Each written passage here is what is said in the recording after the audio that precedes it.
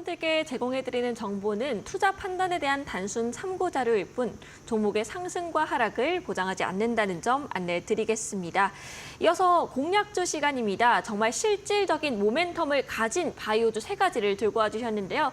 전문가님, 바로 첫 번째 종목부터 공개해 주시죠. 네, 첫 번째 종목 나갑니다. 자, 딱 보시면 이름을 안 봐도 이 차트가 어떤 종목인지 바로 아실 겁니다. 대표적으로 이 바이오 쪽에서 100만 원을 넘었던 종목이 많지가 않은데요. 바로 삼성바이오로직스입니다. 아까 앞에서 말씀드렸듯이 삼성바이오로직스는 삼성전자, 바이오 쪽의 삼성전자라고 말씀을 드렸습니다. 삼성바이오로직스는 송도에 가보시면 지금 4공장까지, 특히 4공장은 단일 공장으로 세계 최대의 바이오 시밀러 공장이라고 합니다. 그만큼 생산량이 엄청난 회사인데요. 그거보다 그 옆에 지금 새로 막 짓고 있는, 거의 외형은 다 완성이 됐고 안에 이제 시설물이 한참 들어가서 테스트로 돌려보고 있는 이 삼성바이오로직스의 5공장 같은 경우는 지금 1공장부터 4공장까지 그 생산해왔던 모든 그런 이 노하우들을 다 모아서 5공장을 만들었습니다. 그리고 그 5공장은 말 그대로 지금 바이오 시밀러 회사들 중에 가장 최신의 설비들을 갖고 거기서 생산을 해줄 예정인 것이죠. 내년 3월달부터 이제 이 가동이 들어가는데요. 그래서 여기에 제약사들, 글로벌 다국적 제약사들이 여기다가 일감을 맡기기 위해서 어떻게 보면 이 경쟁을 하는 그런 그 해프닝도 벌어지고 있습니다. 그도 그럴 게 이 4공장까지 이 삼성바이오로직스가 만들었던 공장들의 노하우를 모아서 5공장을 만들었기 때문에 생산량도 그렇고 품질도 그렇고 또 생산 속도도 굉장히 빠른 그런 공장이죠.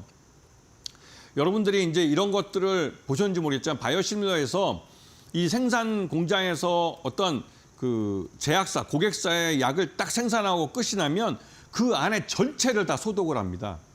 그 소독을 하는데 시간도 오래 걸리고 이것 때문에 공장을 울스톱해야 되는 것이죠. 그리고 나서 다른 고객사의 그 약을 거기다 싣고 생산을 하는 것이죠. 그런 비용까지 다 들어가는 겁니다.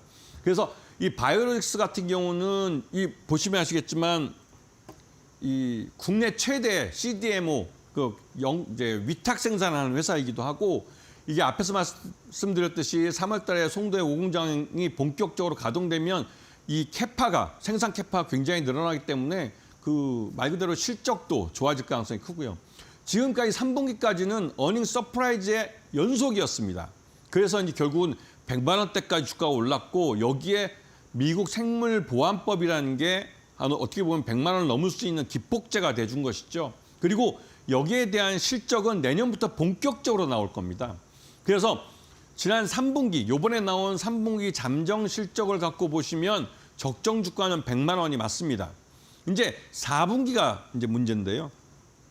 이 4분기는 그 나름대로 뭐 실적이 아직 안 나왔기 때문에 하지만 나름대로 그 긍정적으로 나올 가능성이 커 보이고 또 물론 내년 3월 달에 5공장이 가동하기 전에 1공장이 가동을 멈추고 전체적으로 시설 업그레이드에 올라갈 겁니다. 그러면 그런 부분에 대한 서로 미스매칭도 발생하겠죠. 그래서 4분기 실적에 대해서 궁금증이 많이 커지고 있는 상황입니다. 그리고 일단은 뭐가 됐던 미국의 생물보안법 때문에 주가가 한번 그 오버슈팅을 했기 때문에 그에 대한 차익 실현 매물들이 지금 나오고 있는 것이죠. 하지만 삼성바이오로직스는 예전에도 제가 몇 번 방송에서 말씀드렸듯이 삼성물산의 계열사이고 삼성전자가 주주사에 있는 그러면서 삼성그룹의 지배구조 개편과도 연결돼 있는 회사라는 걸 기억하고 계셔야 됩니다. 삼성전자 주가가 빠지고 삼성바이오로직스 주가가 오르면 이 언제든지 삼성그룹의 이 지배구조 개편이 일어날 수 있다는 부분을 기억하셔야 됩니다. 자, 두 번째는 이게 아까 말씀드렸던 리가켄바이오라는 회사입니다. 이 회사가 라이센스 아웃을 성공을 해서 나름대로 이번에 월드 ADC 컨퍼런스에서 좋은 평가를 받았고 이 회사가 갖고 있는 기술에 대해서 다른 해외 다국적 기업들도 관심이 많아지고 있죠. 이 회사는 이번에 일본 오노 약품공업에 약 1조 원대 라이센스 아웃에 성공하기도 했습니다. 그래서 이 회사는 매수가를 다른 거 보면 지금 현재 주가에서 한 13만 원대에서는 매수해 볼 만한 회사라고 생각이 듭니다. 그리고 물론 이 회사가 13만 원에 샀을 때 이게 12만 원대까지 떨어지면 그 떨어지게 하는 이유가 있을 겁니다. 대부분 그런 부분에 대해서 주의하게 보셔야 되는데 이 리가켄바이오뿐만 아니라 다른 그 제약사들도 이 시장 전체 리스크가 강화될 때는 이걸 깨고 내려갈 때도 있죠. 그렇게 되면 더 싸게 사는 기회를 주는 거기 때문에 항상 손절매를 치시고 그 리가켄바이오가 더 얼마까지 떨어지는지 그 부분을 잘 봤다가 그때 매수 포인트를 잡으셔야 되는 겁니다. 그리고 리가켄바이오는 다른 증권사들도 목표 주가를 내세웠지만 제가 개인적으로 판단할 때도 지금 현재 실적만 갖고도 17만 원 정도의 그 기업 가치는 갖고 있다고 보여지는 것이죠. 그리고 장기적으로 리가켄바이오는 다른 다국적 제약사들이 경영권을 인수하고 싶어하는 그런 회사이기도 됩니다. 그래서 M&A 가능성도 있다는 것이죠. 이런 부분들 잘 보셔야 되고 마지막으로 이 회사는 그 HLB라는 문제 많은 회사가 최근에 인수한 회사입니다. 그런데 이 회사 이름이 제노포커스라는 회사인데요. 이 회사는 그 실적이 별로 안 좋고 거기다가 재무적으로도 리스크가 있는 상태였습니다.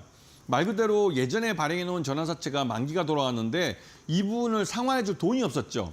그런데 이번에 HLB그룹이 인수를 해주면서 이 회사의 구주를 인수하고 또 한편으로 투자자 그룹을 끌어와서 이들이 전환사채로 550억을 투자해 줬습니다. 이 제노포커스를 인수하는데 들어간 그 비용만 약 한 800억 원이 됩니다. 그 800억 원이라는 돈을 쏟아붓고 나서 이 회사를 경영권을 인수했는데요. 그런데 이제 제노포커스가 갖고 있는 마이크로바이옴이라는 신약 개발 기술은 나름대로 의미가 있는 기술이기도 합니다. 그리고 국내 유일의 비타민 K2 생산 기업이기도 하고요. 이 부분은 건강기능식품의 소재로 활용되고 있어서 실제 매출을 일으키는 부분이기도 합니다. 그리고 국내 1위의 산업용 효소를 생산하는 기업이기도 하죠. 이런 부분이 나름대로 HLB그룹이 탐이 나는 기술이기 때문에 이렇게 많은 돈을 투자해서 인수한 것일 수도 있습니다. 그리고 지금 당장은 제노포커스는 그 재무적 리스크에서 벗어날 수 있게 된 것이죠. 그래서 그런 부분이 이 회사가 나름대로 그 기업 가치를 인정받을 수 있는 부분이고 또 그래서 매수가는 4,000원, 손정가는 3,800원 정도, 그리고 목표가는 6,000원 정도로 좀 좁게 보면서 이 종목을 한번 주의 깊게 보시는 게 좋지 않을까 하는 생각이 듭니다.